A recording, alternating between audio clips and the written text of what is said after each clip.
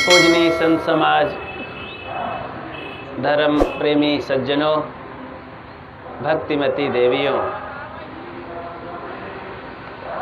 आप सबके बीच में कुछ कहने के पहले 2 लाइन भजन कहूँगा, आप सब लोग उसे दोहराएंगे। आओ गुरु के भजन में हो जाए मगन, आओ गुरु के जिंदगी ये दोबारा मिले ना मिले, जिंदगी ये दोबारा मिले ना मिले। आओ गुरु के भजन में हो जाए मगन, आओ गुरु के जिंदगी ये दोबारा मिले ना मिले।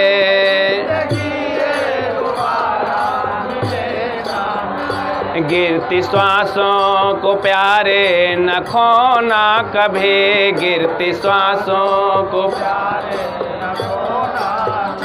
गिरती श्वासों को प्यारे न खोना कभी।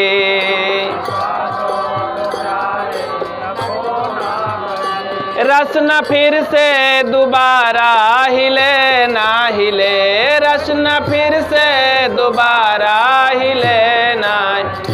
आओ गुरु के भजन में हो जाए मगन, आओ गुरु के जिंदगी ये दोबारा मिले ना मिले, जिंदगी ये दोबारा मिले ना। आओ गुरु के भजन में हो जाए मगन, आओ जिंदगी ये दोबारा मिले ना मिले।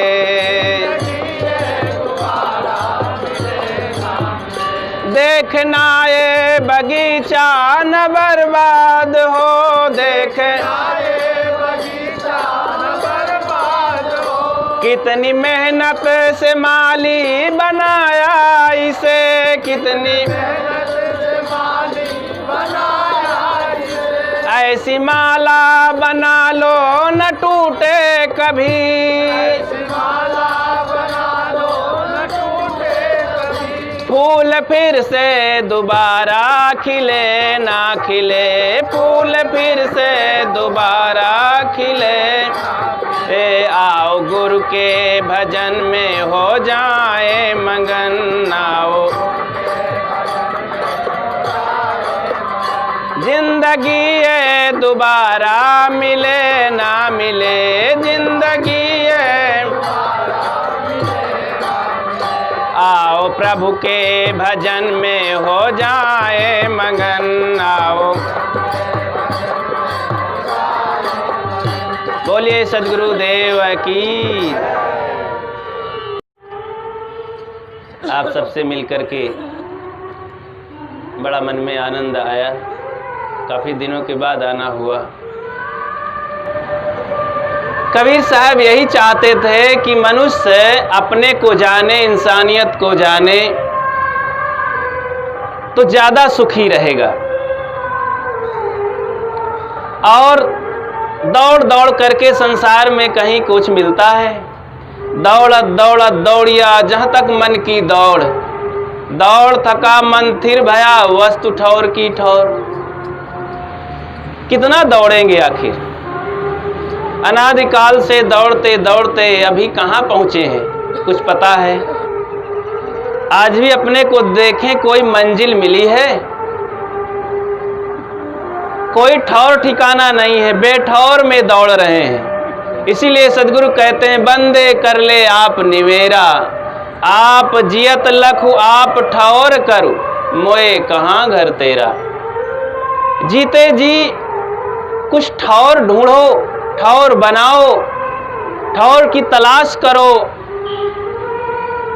लोगों के पास जब कोई घर द्वार नहीं होता है, कहते हैं भैया हमारे पास तो कोई ठौर ठिकाना है नहीं, कहाँ जाएं, कोई सुख चैन नहीं है।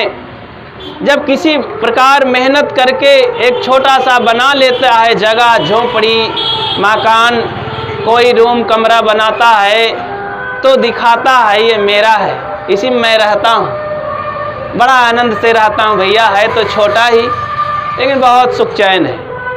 अपना चाहे छोटा हो चाहे बड़ा हो, बड़ा आनंद कर होता है। इसीलिए अपने भीतर ठौर ठिकाने के लिए सदगुरु कबीर का संदेश है, कितना ये सरल और सहज है और सुख शांति देने वाला है। लेकिन ये सारे स्रोत ज्ञान विचार शांति आनंद के स्रोत हमारे संत गुरुजन का दर्शन और उनका सत्संग, उनका सानिध्य, उनकी उपासना से होता है। संत गुरुजनों को छोड़कर ये ज्ञान, ये विचार, ये संदेश कहाँ पाएंगे? एक बात विचार करें,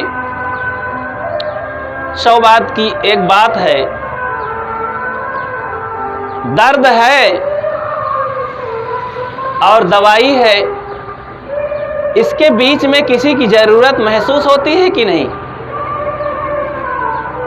दर्द और दवाई के बीच में जो सेतु है वो कौन है? डॉक्टर।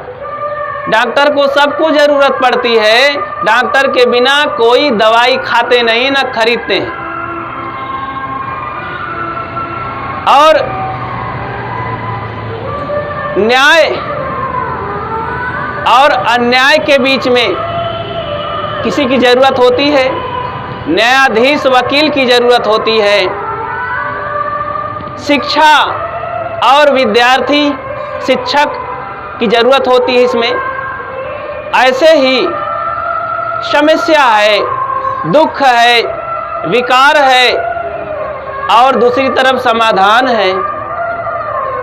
इसके बीच में कोई सेतु होना चाहिए जोड़ने के लिए, वो है गुरु संत। तो आज शिक्षक, डॉक्टर, वकील, इंजीनियर, तमाम ऐसे दुनियावी ज्ञान को हासिल करने के लिए, समस्याओं के समाधान के लिए हम महसूस करते हैं, खोजते हैं कि बिना अध्यापक के हमारा बच्चा अनपढ़ रह जाएगा, बिना न्यायाधीश वकील के कोई झगड़े का समाधान नहीं होगा, कोई डॉक्टर के क्या दवाई खाएं, बीमारी जाएगी नहीं। तो हमारे मन में ये भी होना चाहिए कि बिना गुरु संत के हमारे जीवन का विकार, समस्या, दुख कैसे जाएगा? इसलिए संत गुरुजनों की कितनी बड़ी आवश्यकता होती है। आओ गुरु के भजन में हो जाए मगन। तो गुरु के भजन में मगन होने की बात है। लोग महसूस करते हैं बाह्य ज्ञान, दुनियावी ज्ञान को पाने के लिए डॉक्टर, मास्टर, इंजीनियर, अध्यापक, प्रोफेसर और तमाम तरह के कला कौशल, कलाकार इसकी ज़रूरत महसूस करते हैं। खोज करके, प्रयास करके लोग मिलते हैं, वो ज्ञान हासिल करते हैं, दुनिया का बहुत तकनीकी ज्ञान हासिल करते हैं। लेकिन आध्यात्मिक और धर्म के तकनीकी का ज्ञान कहाँ से मिलेगा? वो संत गुरुजनों से मिलेगा। धर्म का जो ज्ञान है, जीवन का जो ज्ञान है, दुनिया का ज्ञान प्राप्त करके क्या होगा जब अपने आप का ज्ञान मालूम नहीं है? जीवन के बारे में कोई तकनीकी शिक्षा नहीं है, इसलिए इसकी शिक्षा की जरूरत है। इसके लिए कहीं सरकारी कोई ब्रांच नहीं है, कोई संस्था नहीं है, कोई शिक्षक नहीं है, कोई व्यवस्था नहीं है। इस मानसिक बीमारी से दूर होने के लिए कोई ऐसी चिकित्सालय, हॉस्पिटल नहीं है। ये संत गुरुजन ही हैं, ये अच्छे संस्कारी लोग ही हैं, ये सज्जन लोग ही हैं। इन सब लोगों के बीच में, इनकी संगत में, इनके साहचर्य में, इनकी उपासना में हमें सही जीवन जीने का स्रोत खुलता है और जीवन की कला मालूम होती है, जिस कला को जाने बिना हम दुखी रहते हैं, परेशान रहते हैं, पीड़ित रहते हैं। सदगुरु कहते हैं, एक कला के बीच रे विकल होत सब ठाव। पांच तत्व का पूतरा मानुष धरिया नाव, एक कला के बीच रे विकल होत सब ठाव। तो एक कला वही विवेक, ज्ञान, विचार, गुरु भक्ति, ये कला जाने बिना जीवन जैसे तैसे हम धक्का प्लेट गाड़ी की तरह, लड़खड़ाती गाड़ी की तरह ढकेलते रहते हैं। कोई सहजता नहीं, कोई संतुलन नहीं, कोई सरलता नहीं। इसलिए हमें संत गुरुजनों की महान आवश्यकता है, और इसकी आवश्यकता तब महसूस होगी जब हम जीवन को शांति में बनाने के लिए साधक बनेंगे। इसके लिए तो ना समय निकालते हैं और ना खोज करते हैं। अमीर और गरीब दोनों इससे कंगाल रह जाते हैं।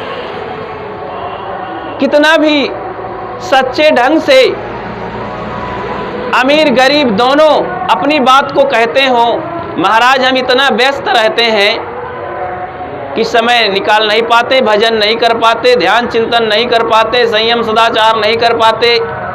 ईमानदारी से बताते हो तो इस ईमानदारी से क्या हो जाएगा भाई? गरीब आदमी भी बताता हो कि महाराज इतने गरीब हैं कि हम अपने खाने कमाने के पीछे समय नहीं निकाल पाते सत्संग, भजन, ध्यान, चिंतन, संयम साधना के लिए। तो इस ईमानदारी से वो क्या पा जाएंगे?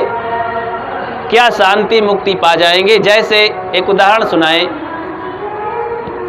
प्राथमिक प्रशिक्षण केंद्र में, पाठशाला में प्रार्थना हो रही थी। प्रार्थना हो गई सुबह की, इतने में दो बच्चे वहां पर आए। अध्यापक महोदय उनको खड़ा किए, रुको यहीं। रुक गए। बोले इतना देर करके क्यों आ रहे हो? प्रार्थना समाप्त हो गई, कहाँ थे अभी तक? एक बच्चा बोल पड़ा, सर महोदय जी मेरा 1 रुपए का सिक्का गिर गया, मैं उसे खोज रहा था, उसी में देर हो गई। दूसरा लड़का बोल पड़ा कि जी सर बिल्कुल सही बात है, इनका पैसा गिरा तो उसी पर पैर रख करके मैं खड़ा था, इसीलिए मुझे देर हो गई। अध्यापक मुस्कुराया और बोला बिल्कुल तुम सही बोल रहे हो, लेकिन बेटे इस ईमानदारी और सही में, सच्चाई में, सत्यता में तुम्हारी प्रार्थना तो छूट गई ना।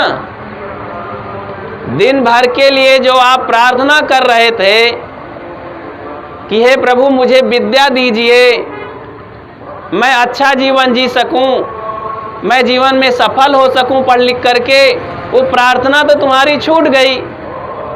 तो ऐसा ईमानदार होने से क्या मतलब तुम्हारे? ऐसे ही इलाहाबाद में लगभग 98 की घटना है। मंच पर एक रिटायर्ड न्यायाधीश साहब आए, हाई कोर्ट के जज थे, तो और उनका भाषण होने लगा। गुरुजी बैठे थे, संत बैठे थे, हजारों की सभा थी, अधिवेशन चल रहा था। अब पान कस के खाए हुए थे तो काफी दूर से सब लोग देख रहे थे। जज महोदय पान खाकर आए हैं, बैठते ही कहने लगे कि भाई देखो मैं पान खाता हूं, मेरी आदत है। बताए और अपना भाषण किए और फिर समाप्त किए। तो एक कानपुर के बहुत अच्छे विद्वान वर्मा जी वे कहने लगे कि ना कहते कि मैं पान खाता हूं। जज थे तो क्या यही जजमेंट देना था? अरे ना बोलते देख तो रहे ही हैं, क्या कोई ये सद्गुण है? ईमानदारी से बता रहे हैं मैं पान खा रहा हूं। तो ऐसे ही कोई जब भगत आते हैं तो पूछा जाता है भैया कोई न, साहब हम ईमानदारी से आपसे झूठ नहीं बोल रहे हैं, हम बीड़ी पीते हैं, खैनी खाते हैं, 1-2 नशा करते हैं, तो आपसे झूठ नहीं बोलेंगे।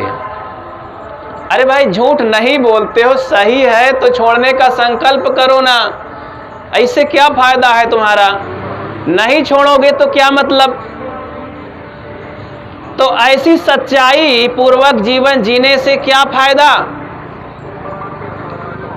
तो शांति को क्या होगा, साधना को क्या होगा?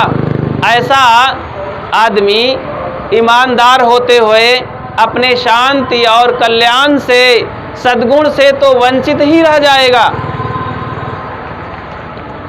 जैसे दोनों बच्चे वे वंचित रह गए प्रार्थना से, वैसे गरीब और अमीर साधना भजन छोड़ करके उसमें समय नहीं निकालेंगे, ध्यान नहीं करेंगे, चिंतन नहीं करेंगे, संयम सदाचार नहीं करेंगे, तो बहुत अमीर होकर क्या करेंगे और बहुत गरीब रह करके फिर क्या पाएंगे? इससे कल्याण होने वाला नहीं। इसलिए सबके लिए जरूरत है साधक बनने की, जो बीच में हो। इसलिए गरीब अमीर के बीच में रहो, साधक बनो। साधक ही सारी परेशानियों को डाल करके और भजन करता है, सहता है तकलीफों को। देखो ये कोलाहल भरे वातावरण में आप सब ध्यान देकर सुन रहे हैं, सत्संग कर रहे हैं। जैसे स्टेडियम होता है, वहाँ क्रिकेट होता है, खेल होता है, तो दूर बैठे लोग इतना हंसते हैं, इतना कोलाहल, इतना शोरगुल करते हैं, लेकिन जो प्लेयर होते हैं, खिलाड़ी, वे अपना तो भाई गेंद और बैट बल्ला पकड़े तो जंप लगाते रहते हैं, मौन होते हैं, वे बोलते नहीं हैं, वे अपने खेल में मस्त रहते हैं। और देखने वाले दर्शक लोग इतना शोरगुल करते हैं। ऐसे जो संसार में साधक हैं, जो अपना कल्याण चाहते हैं, अपनी जिंदगी को सुधारना चाहते हैं, संवारना चाहते हैं, सुंदर बनाना चाहते हैं, तो ये संसार का कोलाहल कभी खत्म नहीं होगा। कहीं ऐसी कुमार भूमि, सदगुरु अभिलाष साहब जी कहा करते थे कि साधक सोचे कि मैं वहां जाकर साधना करूंगा जहां बिल्कुल शांत वातावरण है। कोई भगत सोचे कि जब मेरे परिवार के सब लोग सुधर जाएंगे, मेरे साथी भी सुधर जाएंगे, तब मैं दीक्षा लूंगा, भक्ति करूंगा। ऐसा कभी आएगा ही नहीं अवसर। जो जिस हालत में है उसी में अपने को सुधारना आरंभ करें, अपना कल्याण सोचें, सद्गुण सदाचार अपनाना आरंभ करें। एक एक अवगुण को, एक एक विकारों को हम त्याग करना आरंभ करें। देखेंगे कि हमारा जीवन सुंदर होता चला जाएगा और इस भवसागर से पार होता चला जाएगा। जैसे एक सूखी लौकी, जिसे तुम्बा कहते हैं, सूखी लौकी लें तो पानी में डालेंगे तो क्या होगा? तैरेगा। उसे हम अब डुबाएंगे। कैसे डुबाएंगे? उस पर एक मट्टी और कपड़े की परत लगाएंगे। मट्टी की परत दिए, कपड़ा ऊपर से लपेटे, फिर मिट्टी की परत दिए, फिर कपड़ा लपेटे, ऐसे करके हम 10 बार परत देते हैं। लगभग 10 किलो मिट्टी लगा देते हैं उस तुम्बे के ऊपर। अब क्या होगा? पानी में डालेंगे तो डूब जाएगा। माना कि वो गहराई पानी की 10 फीट है तो 10 फीट नीचे चला जाएगा। अब इसके बाद उसमें क्रिया आरंभ होगी।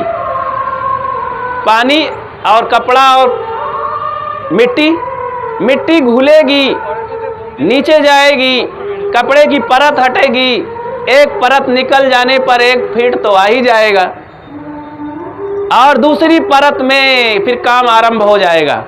फिर मिट्टी घुलेगी, नीचे जाएगी और कपड़ा हटेगा, फिर 2 फीट ऊपर आ जाएगा। देखो क्रमशः लौकी अब ऊपर आ रही है। जब वो परत हटती है तो लौकी ऊपर, इसी तरह करके मिट्टी घुलती जाएगी, कपड़ा हटता जाएगा, मिट्टी घुलती जाएगी, कपड़ा हटता जाएगा और हल्की होते होते होते लौकी फिर वैसे ही पानी के ऊपर तैरने लगेगी, क्योंकि उसका स्वभाव है तैरना। ऐसे ही आत्मा शुद्ध है, पवित्र है, हमारा मन गंदा है, हम अनेक प्रकार के वासनाओं, भोगों में, अपने कारनामों में, इच्छाओं में पड़ करके अपने को बोझिल कर दिए हैं, बहुत सारी परतें चढ़ा दिए हैं, पर्दा पड़ गया है। इस पर्दे को हटाने के लिए हमें इस सत्संग सरोवर में आना पड़ेगा। संत गुरुजनों के प्रति ध्यान चिंतन करना होगा, उनके बताए संदेशों पर चलना होगा, आचरण करना होगा, तभी ये हमारा जीवन योग और जीवन यज्ञ हासिल होगा। और फिर हम फिर अपने स्वरूप में आएंगे, शांतिमय जीवन होगा। ध्यान देंगे, जीव की जो संपत्ति है वो शांति है, आत्मा की संपत्ति शांति है। ये दुनिया की सारी चीजें आत्मा की संपत्ति नहीं है।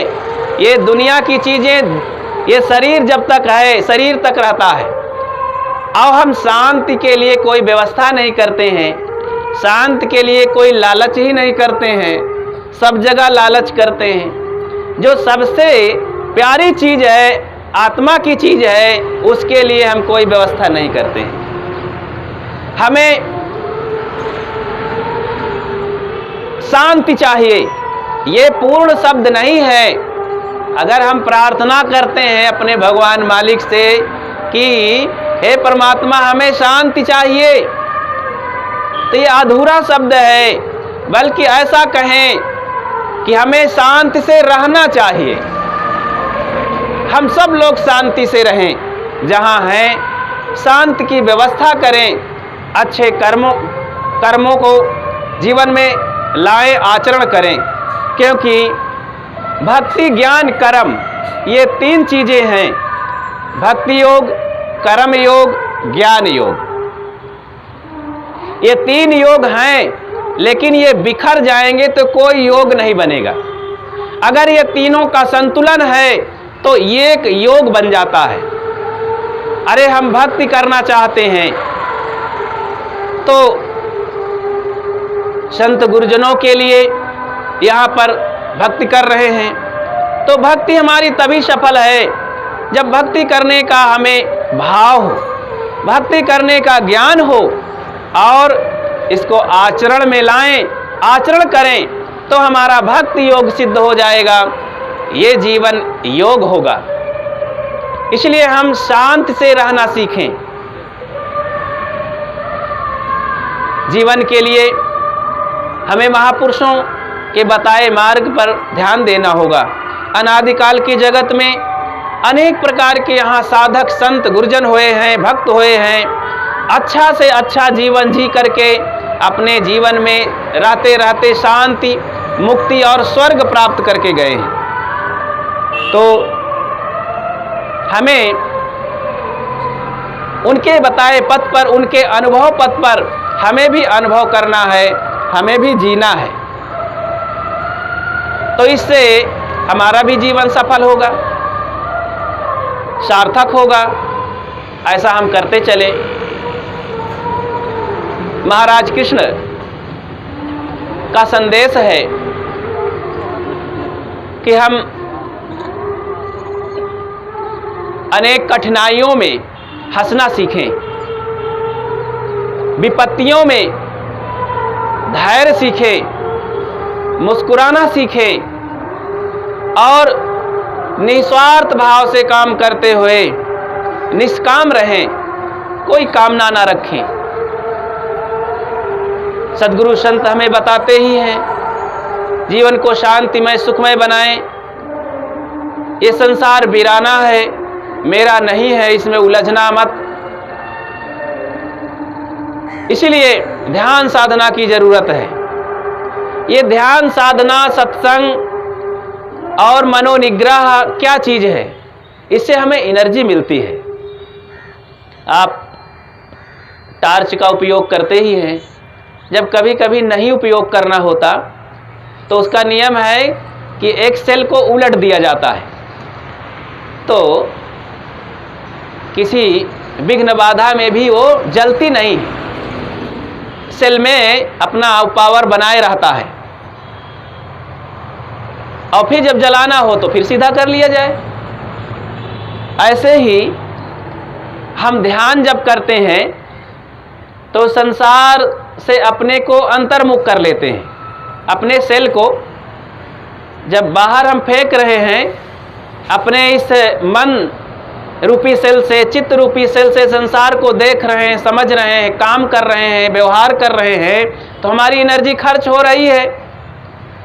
तो जब उधर से हम अंतर्मुख कर लेंगे, बहिर्मुखता से अंतर्मुखता की ओर चलेंगे, तो पहली बात तो हम थोड़ा से निश्चिंत हो जाएंगे, भीतर हमारी एनर्जी सुरक्षित रहेगी और भीतर हम काम करना चालू कर देंगे, शांति मिलेगी वहीं। इसलिए सबको ध्यान करना चाहिए। कब तक, आखिर कितनी एनर्जी खर्च कर डालेंगे हम? तो बाहर से मुड़ करके अंतर्मुख होएं कुछ मिनट के लिए, क्योंकि गाड़ी हमारी चलती जाती है, जैसे कहीं तो खड़ा होना चाहिए ना। अपनी कोई 4 व्हीलर हो और बाइक हो, अच्छा तो पेट्रोल टंकी पर तो खड़ी ही कर देना चाहिए कुछ मिनट के लिए। नहीं खड़ी करेंगे तो गाड़ी कहीं बीच में खड़ी हो जाएगी, क्योंकि तेल उसका ईंधन खत्म हो जाएगा। ऐसे ही कभी कभी चलते चलते, काम करते करते, घूमते घूमते सत्संग में आके तो बैठ ही जाना चाहिए। संत गुरुजनों के पास जाकर के तो कुछ सत्संग दर्शन का लाभ ले ही लेना चाहिए। वहाँ से हमें एनर्जी मिल जाती है, शक्ति मिल जाती है। ये छोटे छोटे उदाहरण हैं, इनसे हमें बड़ी शक्ति मिलती है, जीवन मिलता है। इसलिए ऐसे उदाहरणों को जीवन में ख्याल करना चाहिए। तो जो हमारा मन भागता है, बाहर उलझनों में पड़ा रहता है, कुछ ऐसी बातों को सोच करके उसी में रात दिन धुनता रहता है, चिंतित रहता है, अपनी सारी शक्ति को खोता रहता है, शांति नहीं पाता है। उधर से मुड़ करके जब हम सत्संग में ध्यान देते हैं तो मन में परिवर्तन आता है, क्योंकि ये परिवर्तन की जगह ही है। यहाँ जीवन जीने के कुछ फार्मूले बताए जाते हैं, उन फार्मूलों को जीवन में आचरण किया जाता है और आचरण से फिर सारे दोष छूटते जाते हैं, सद्गुण आ भी रास्ते हैं जीवन में। और सद्गुण ही हमारी संपत्ति है, सद्गुण हमारी रक्षा करते हैं। गुरुवर विशाल देव कहते हैं, सद्गुण साथी जीव के जहाँ चोर मंग मांझ, आयु भर रक्षा करें जब तक अंत न सांझ। ये हमारे सद्गुण जीवन भर के साथी हैं। बाहर के जो सिक्योरिटी होती है तो कभी धोखा भी दे सकती है, लेकिन हमारे अंदर जो सद्गुण है वो कभी धोखा नहीं देते हैं। ये तो जन्म से लेकर अंत तक बड़े सच्चे पहरेदार हैं। इन पहरेदारों की रक्षा करो, इनको खुराक दो तो थोड़े में ही राजी रहते हैं और हमारी हर तरह से सोते जागते, दुख में और अनेक उलझनों में बचाते हैं। इसलिए ऐसे सद्गुण रक्षक की रक्षा करना हमारा धर्म है। वो हमारी रक्षा करते हैं, अब हम उनकी रक्षा करें। सद्गुण हमारी रक्षा करते हैं, अच्छे कर्म हमारी रक्षा करते हैं, आत्मज्ञान हमारे तक पहुंचाते हैं। हम आत्मज्ञान तक पहुँचें, हम सद्गुण तक पहुँचें। देखो हमारे देश की सरकार या किसी देश की सरकार हो, अपने फौजियों की रक्षा करते हैं, उनको खाने पीने और तमाम तरह से इंतजाम करते हैं रहने बसने का। और ये फौजी फिर सरकार और देश की रक्षा करती है, एक दूसरे के रक्षक होते हैं। फौजी देश की रक्षा करते हैं, सरकार की रक्षा करते हैं, सरकार फौजियों की रक्षा करती है। इसी तरह हम सद्गुणों की रक्षा करें, हमारे जीवन से सद्गुण निर्मूल ना होने पावे, कमजोर ना होने पावे, सद्गुण बढ़ते जाए, सद्गुणों की ताकत बढ़ती जाए, तो वो हमारी रक्षा करेंगे। सोते जागते हमें सुख और आनंदित और निश्चिंत बनाएंगे। इसलिए ऐसे महान सहायक और परमात्मा तुल्य सद्गुणों की पूजा करनी चाहिए। एक महापुरुष ने तो सद्गुण और संयम की ही पूजा की है। आए मेरे सद्गुण भगवान, आए मेरे संयम परमात्मा, मेरे जीवन से कभी ना निकलो, तुम मेरे जीवन में विराजमान रहो। वास्तव में यही तो परमात्मा है। यही तो भगवान है। सद्गुण और संयम ही जीवन के असली परमात्मा और भगवान हैं। हमें सुख और दुख देने के अधिकारी यही हैं और कोई नहीं इस दुनिया में। इसलिए हम ऐसे सद्गुण और संयम का क्यों ना पालन करें, क्यों ना पूजा करें। और नियम में चलना ही ईश्वर परमात्मा भगवान की पूजा है, गुरु की भी पूजा है। नियम में चलते नहीं, सद्गुण में चलते नहीं, प्रकृति में चलते नहीं और विकृति में चले जाते हैं, नियम के विरुद्ध चलते हैं। इसीलिए तो दुख पीछा नहीं छोड़ता है। इसलिए हम सबको गुरुजनों के आदेश निर्देश और उनके बताए सच्चे पथ पर, कल्याणकारी पथ पर चलना है और अपने जीवन को सुंदर बनाना है, सुवासित करना है, शांतिमय बनाना है। तभी जीवन हमारा धन्य होगा और जीवन जीवन बनेगा और ये एक महायोग सिद्ध होगा। जीवन योग एक महायोग है। इस जीवन को सिद्ध करने के लिए हम जो स्रोत हैं, सद्गुण, संत, गुरुजन, इनकी शरण में हम जाएं और अपने जीवन को सरल, सहज, निर्मल और मुक्त बनाएं। मैं अपनी बात को ही विराम देता हूं। आप सबके हृदय में बैठे हुए परमात्मा आत्मा को मैं नमन करता हूं और बहुत बहुत सबको मेरा नमन है। मैं अपनी बात यहीं विराम देता हूं। बोलिए सद्गुरु देव की, संत समाज की, भक्त समाज की। साहिब।